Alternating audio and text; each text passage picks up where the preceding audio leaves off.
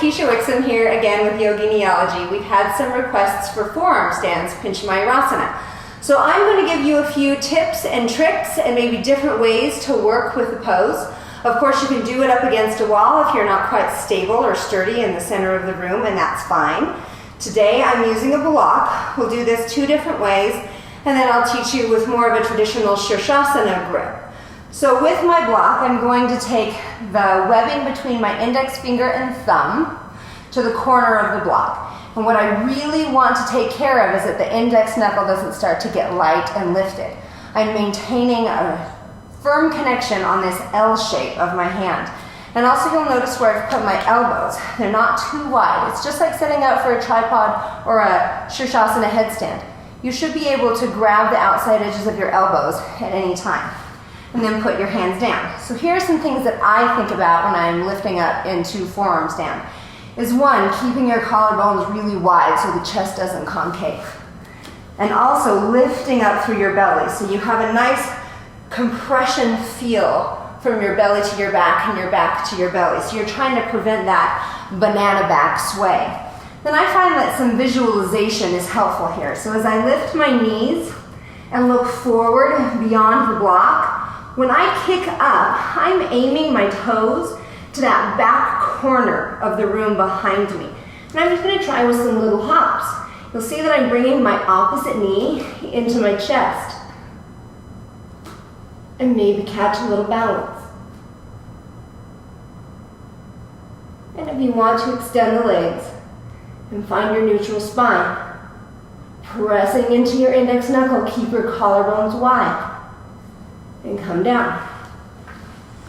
So give that a shot. And if you want to work a different way with the block, you can treat your hands like little claws and grip around that first line of your fingers, your first index knuckle around to your pinky finger, and the thumb can come on the outside edge. So now I'm like clapping the block with my hands, but still elbows don't get to come wide, and you're fighting the urge to sway your back. So rather than bringing your knee into your chest, which I find easier, but you might not, keep your gaze ahead, lift your toes, pull the belly into the back, and lean forward. Collarbones wide, back body stays puffy. So if you want to try a scissor kick now, keep pressing the hands into the block. And it's just going to change what muscular group is stronger for you. You can straighten both legs. And try scissor kicking. Keeping the toes long and stretching in opposite sides. And that'll help you find your balance, maybe kick switching to the other side when you feel yourself falling out. It's a good way to protect yourself from falling over. So when you have that urge to tumble out of the pose, try just switching your legs and it'll bring your gravity back down to the ground. So that's a way that you can work with the block.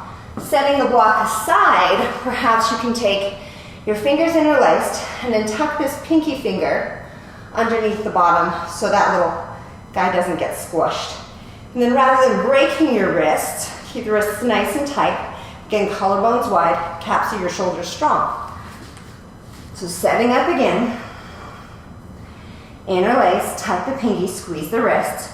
Same tools that we've used before. Eyes up, collarbones wide, back puffy, lift up, a little bit of spring. And maybe take that spring out altogether.